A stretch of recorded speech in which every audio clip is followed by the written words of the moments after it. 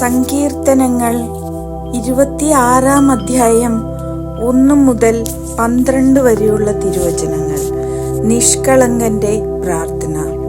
കർത്താവേ, എനിക്ക് ന്യായം സ്ഥാപിച്ചു തരണമേ.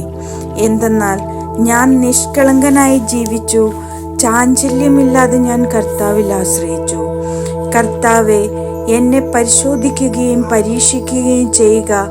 എൻ്റെ ഹൃദയവും മനസ്സും ഉരച്ചു നോക്കുക. അങ്ങയുടെ കാരുണ്യം എൻ്റെ കൺമുൻപിലുണ്ട്.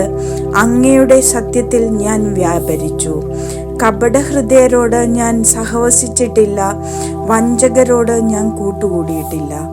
ദുഷ്കർമ്മികളുടെ സമ്പർക്കം ഞാൻ വെറുക്കുന്നു, നീചന്മാരോട് ഞാൻ ഇരിക്കുകയില്ല. കർത്താവേ, നിഷ്കളങ്കതയിൽ ഞാൻ എൻ്റെ കൈ കഴുകുന്നു. ഞാൻ അങ്ങയുടെ ബലിപീഠത്തിന് പ്രദക്ഷിണം വെക്കുന്നു. ഞാൻ ഉച്ചത്തിൽ കൃതജ്ഞതാസ്തോത്രം ആലപിക്കുന്നു. അവിടുത്തെ അത്ഭുതകരമായ സകല പ്രവൃത്തികളെയും ഞാൻ പ്രഘോഷിക്കുന്നു. കർത്താവേ, അങ്ങ് വസിക്കുന്ന ആലയവും അങ്ങയുടെ മഹത്വത്തിൻ്റെ ഇരിപ്പിടവും എനിക്ക് പ്രിയങ്കരമാണ്.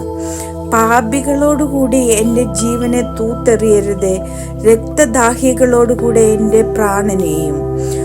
അവരുടെ കൈകളിൽ കുതന്ത്രങ്ങളാണ്, അവരുടെ വലത്ത് കൈ കോഴ കൊണ്ട് നിറഞ്ഞിരിക്കുന്നു. ഞാനോ നിഷ്കളങ്കതയിൽ വ്യാപരിക്കുന്നു. എന്നെ രക്ഷിക്കുകയും എന്നോട് കരുണ കാണിക്കുകയും ചെയ്യണമേ. നിരപ്പായ ഭൂമിയിൽ ഞാൻ നിലയുറപ്പിച്ചിരിക്കുന്നു. മഹാസഭയിൽ ഞാൻ കർത്താവിനെ വാഴ്ത്തും.